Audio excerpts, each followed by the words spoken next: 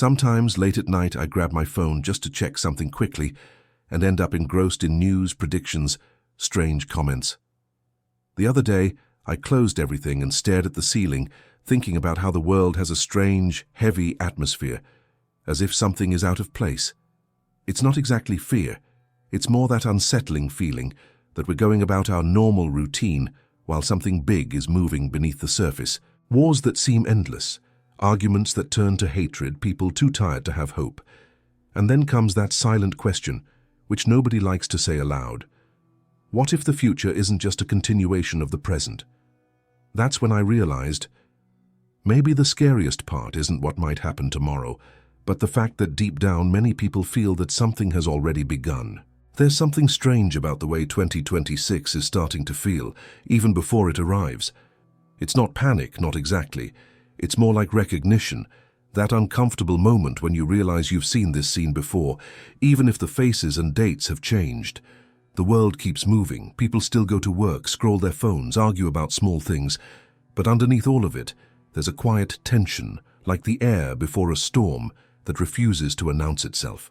Lately, it feels harder to separate normal life from crisis mode. Wars don't shock us the way they used to. Economic anxiety has become background noise.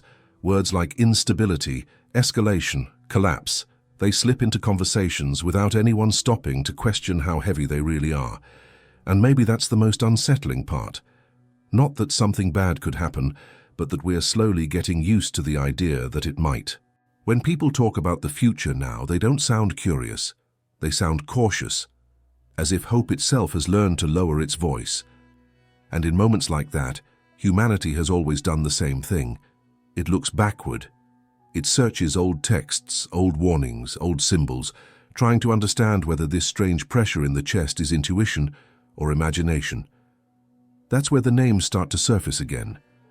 Nostradamus, Vanga. Not as authorities, not as teachers, but as mirrors. Their writings don't feel distant anymore. They feel uncomfortably close, as if they were never meant to describe a far-off century. But this exact emotional climate, confusion mixed with anticipation, fear blended with disbelief. What's eerie isn't the accuracy of any single prediction. It's the overlap, the repetition of themes, conflict in Europe, power structures cracking, nature turning unpredictable, humanity standing at a crossroads without fully realizing it's already there. You don't read these old lines and think, this will happen. You think, this feels familiar. And that feeling lingers longer than logic ever could. By 2026, the sense of déjà vu may become impossible to ignore. History doesn't repeat itself cleanly, but it does rhyme. And lately the rhythm feels louder. Nations speak the language of peace while preparing for conflict. Leaders promise stability while standing on fragile ground. Ordinary people carry the emotional weight of decisions they never made, yet will somehow have to survive. There's also a quiet contradiction in the air. Technologically, humanity has never been more advanced. We see everything, know everything, react instantly. And yet emotionally, there's a growing sense of powerlessness, as if knowing more hasn't made us safer, only more aware of how little control we actually have. The future feels exposed, raw, and oddly vulnerable. And maybe that's why 2026 feels less like a date and more like a threshold. Not the end of the world, not the beginning of something clearly defined, but a moment where things could tip in more than one direction. A year that doesn't scream catastrophe, but whispers consequence. People often ask whether predictions shape reality, or whether reality shapes predictions, but perhaps the real question is simpler. What happens when enough people start feeling at the same time that something is coming? Not because a prophecy said so, but because the present no longer feels stable enough to promise continuity. That feeling, subtle, persistent, hard to name, is where everything begins.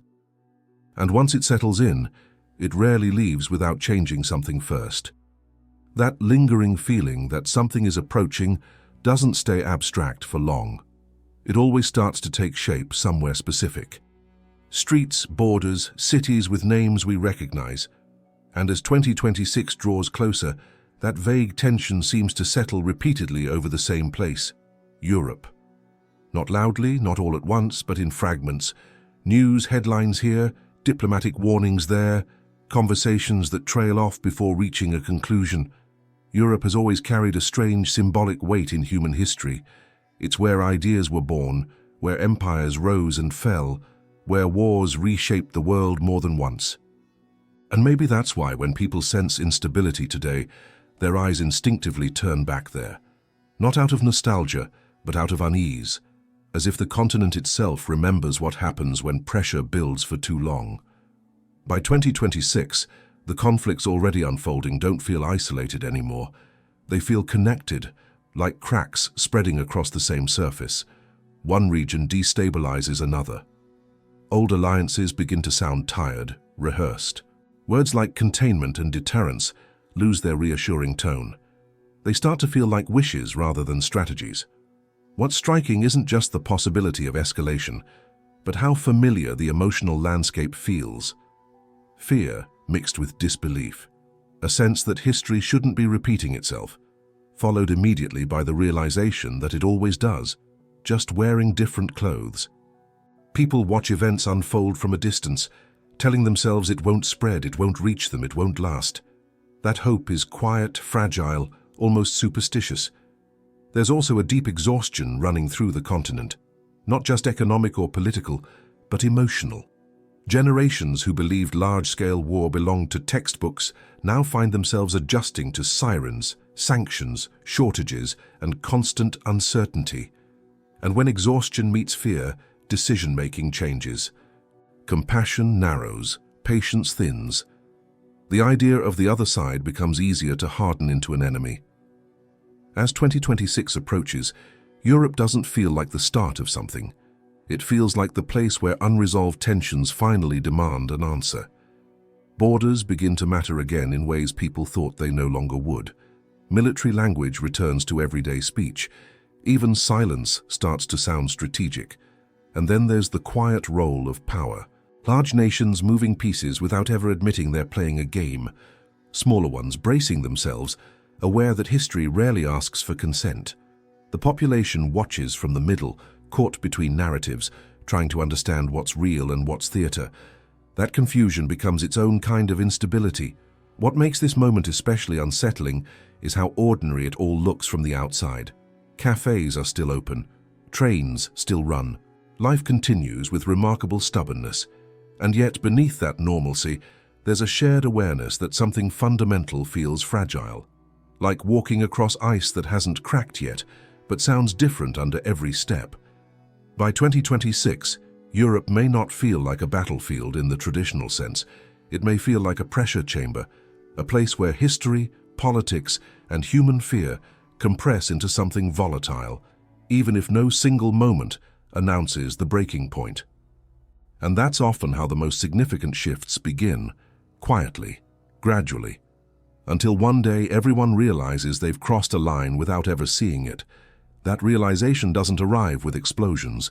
It arrives with a pause, a collective breath held too long. And once that happens, the storm no longer needs to announce itself. It's already there. When tension reaches a certain point, fear stops looking outward and starts turning inward.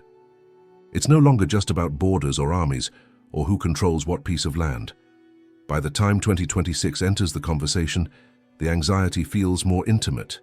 It slips under the skin. It becomes about what we can't see, what we can't predict, and what we wouldn't recognize until it's already too late.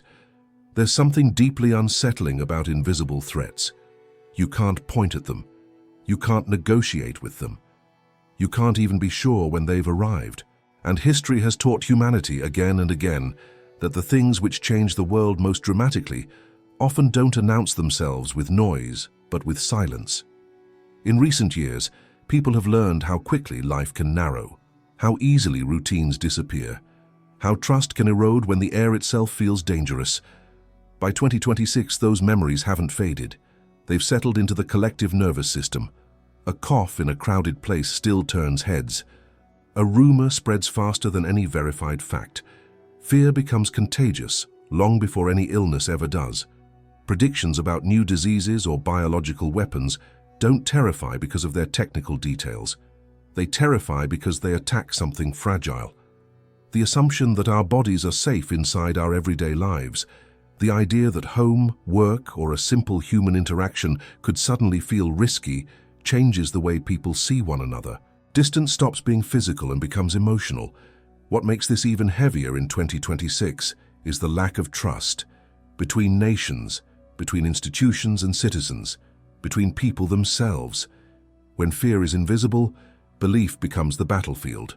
Some deny, some panic, some retreat into certainty just to feel grounded in something.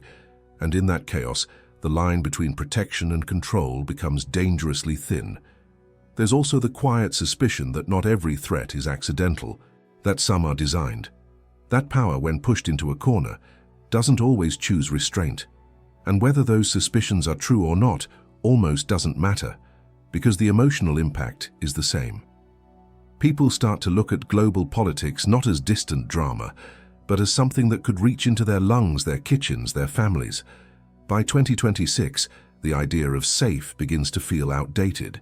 Even language changes. Words like exposure, containment, and risk migrate from scientific spaces into casual conversation. Children absorb anxiety before they understand it. Adults carry it silently, trying to appear calm while constantly calculating what could go wrong next.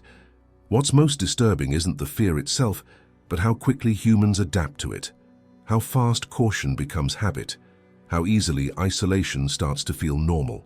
There's a slow erosion that happens when people stop touching, stop gathering, stop trusting their environment. Society doesn't collapse all at once. It thins out, becoming more fragile with each layer removed. And yet, even in this climate, life insists on continuing. People fall in love, make plans, laugh at things that don't matter. That contradiction between vulnerability and persistence defines this moment heading into 2026. Humanity standing exposed, aware of its own fragility, but still moving forward out of necessity rather than confidence. Invisible threats don't just test systems, they test psychology. They force people to confront how much uncertainty they can carry without breaking.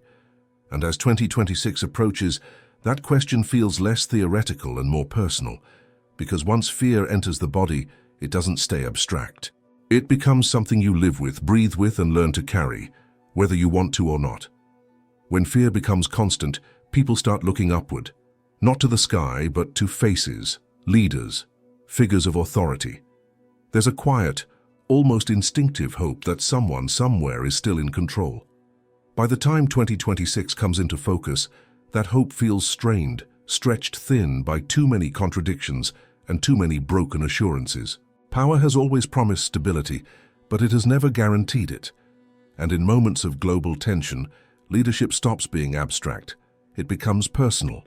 The health, decisions, and even survival of a single individual suddenly feel connected to the fate of millions. That realization is heavier than most people like to admit. As political pressure builds, leaders don't just govern, they react. Every speech is dissected, every absence is questioned, every gesture becomes symbolic. And when predictions speak of assassinations, betrayals, or sudden falls from power, they resonate, not because people believe them blindly, but because the world already feels unstable enough for such things to seem possible. By 2026, the idea of an untouchable leader feels outdated. History has shown that authority is more fragile than it looks from a distance. Power invites loyalty, but it also attracts resentment. And when systems strain, the cracks often appear closest to the top. Not always through open rebellion, but through quiet dissent, internal fractures, and decisions made in desperation rather than strategy. There's something especially unsettling about the thought that danger might come from within. Not from foreign enemies, but from familiar hands. When trust collapses inside a nation, it changes the emotional climate completely. Citizens begin to question not just who leads them, but who stands beside them. The sense of us shrinks, becoming selective and defensive. In 2026, leadership also feels heavier because the world is watching in real time. There are no private moments anymore, no room for ambiguity. Every weakness is amplified, every rumor accelerated. And in that environment, even the strongest figures appear human in ways that are uncomfortable to witness. aging bodies, questionable judgment, emotional fatigue leaking through carefully crafted images. The fear isn't just that leaders might fall, it's what happens after. Power vacuums don't stay empty for long. They invite chaos, ambition, and unpredictability. Transitions that once took years now unfold in weeks, sometimes days. And the population, already exhausted, is expected to adapt instantly, to accept new narratives, new rules, new realities without time to process what was lost. What makes this moment particularly tense heading into 2026 is the lack of shared belief. In the past, even flawed leaders benefited from collective faith in institutions. Now skepticism is the default. Trust must be earned repeatedly, and even then, it feels temporary.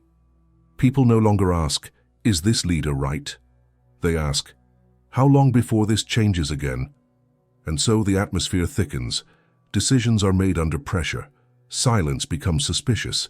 Sudden changes feel ominous. The human cost of leadership struggles rarely stays contained at the top. It filters downward, shaping daily life in subtle but persistent ways. Markets react, borders tighten, conversations become cautious. In moments like this, humanity is reminded of something uncomfortable. Power doesn't create certainty. It only postpones uncertainty. And when that postponement ends, it often does so abruptly. By the time 2026 fully arrives, the question may no longer be who holds power, but whether power itself can still hold the weight we expect it to carry. Because when control begins to slip, it doesn't announce its departure. It simply stops working the way it used to, and everyone feels it at once.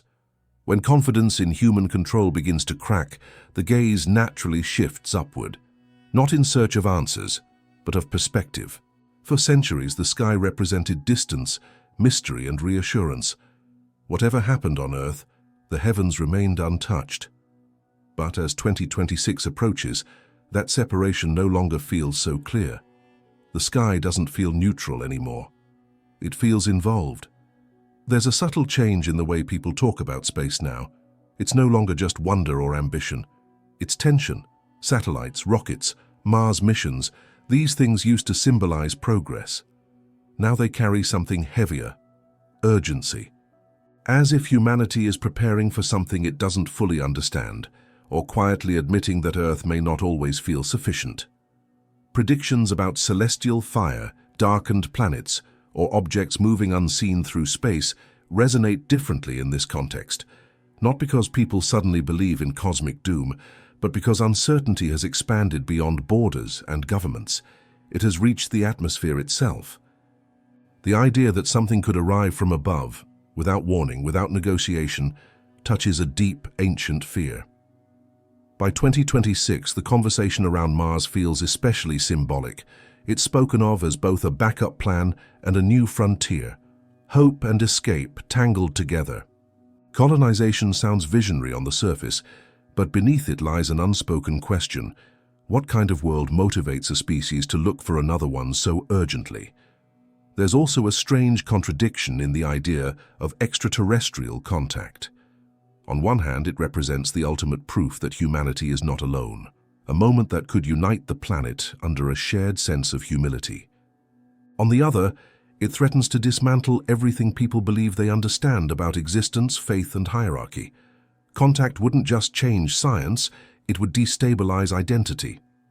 As 2026 draws nearer, the thought of advanced beings observing humanity feels less like science fiction and more like an uncomfortable mirror.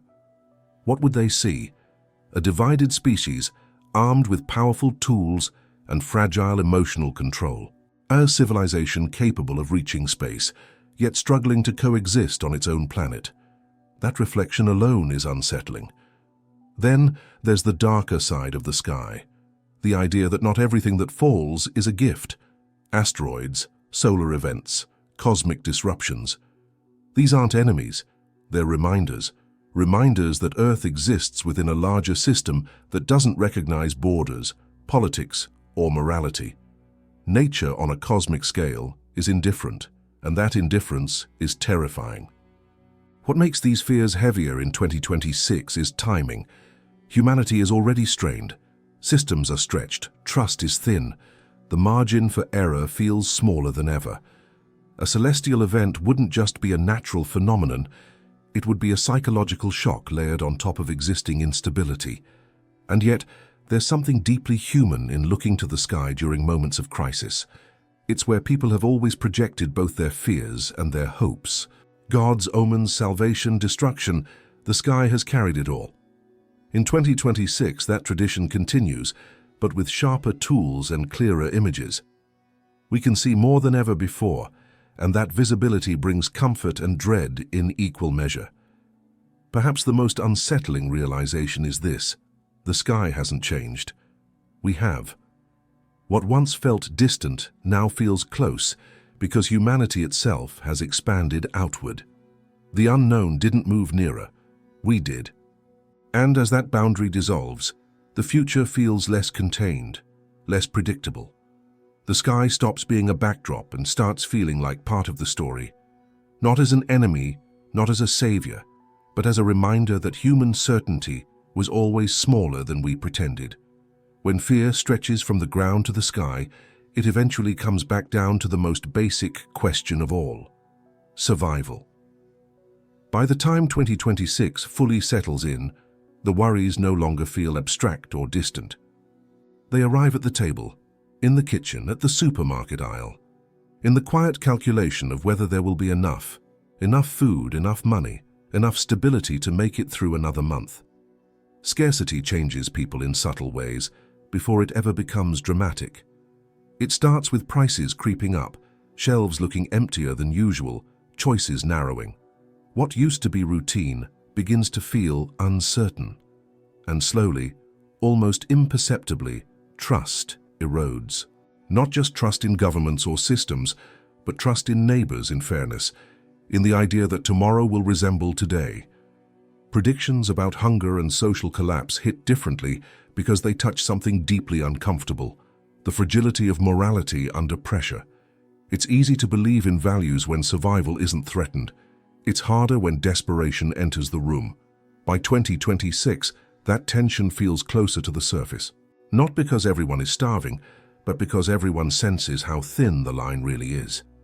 History has shown that hunger doesn't just empty stomachs, it reshapes behavior.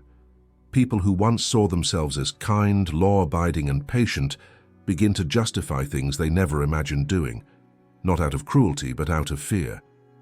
Survival has its own logic, and it doesn't ask for permission. As systems strain, the social fabric loosens.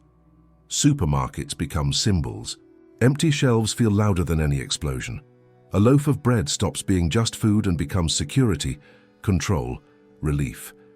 And when access to basic needs feels threatened, society doesn't collapse all at once. It fragments. People retreat into smaller circles. Us becomes family, then just the household, sometimes just the self. By 2026, this fragmentation may not look like chaos on the streets everywhere. It may look quieter than that, more private. Locked doors, suspicious glances, a subtle sense that everyone is calculating something in their head. Who can be trusted? What can be shared? What must be protected?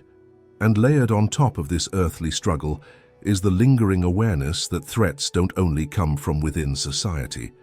Nature continues its own rhythm, indifferent to human stress. Extreme weather, disasters, disruptions, they don't wait for stability to return. They arrive when systems are weakest, when resilience is already depleted. There's something deeply unsettling about realizing that humanity's greatest danger may not be a single event, but accumulation. Pressure added to pressure. Crisis stacked on crisis. By 2026, it's not one prophecy that feels heavy. It's the convergence of many small fractures aligning at the same time, and yet even here something persists. People still help quietly, share when they can, protect children from the full weight of reality. There's a stubborn human instinct to preserve meaning, even when conditions strip everything else away. That instinct doesn't erase fear, but it coexists with it. Perhaps that's the real crossroads of 2026. Not extinction or salvation, not apocalypse or enlightenment, but a test of what remains when comfort is gone, when illusions fall away, when humanity is forced to see itself without filters. The future doesn't arrive as a single moment. It arrives as a series of choices made under pressure. And 2026 feels less like an ending than a mirror, reflecting who we are when survival speaks louder than belief.